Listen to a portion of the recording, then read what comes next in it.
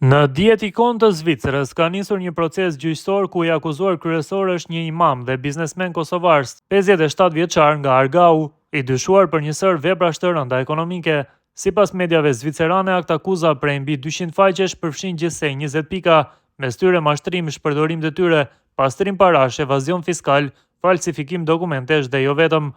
Dhe sipas prokurorisë, dëmi financiar arrin në disa milion franga. Siç theksohet më tej, Pandeuri nuk u paraqit në seancë, duke deklaruar se ndodhet në një klinikë psikiatrike dhe është i paaftur të marrë në pyetje, çka e detyroi gjykatën të urdhërojë një kontroll mjekësor zyrtar. Të Pandeurit janë një drejtor menaxhues dhe imam, 57 vjeç nga Kosova, ish gruaja e tij 51 vjeçare, vajza 27 vjeçare dhe 3 djemtë e tij të moshës 27 dhe 35 vjeç, por edhe 2 bashkëpunëtor të tjerë, pra gjithsej 8 persona.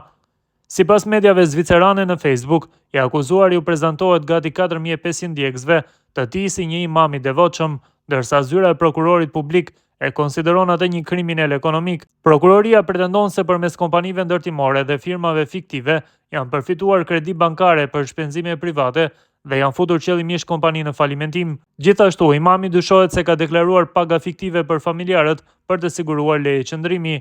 Prokuroria zvicerane kërkon për të një dënim prej 7.5 vitesh burg dhe dëbimin final nga Zvicra për 15 vite, ndërsa për të tjerët parashikohen dënime më të lehta, por vendimi përfundimtar për këtë çështje pritet të jepet në fund të muajit janar.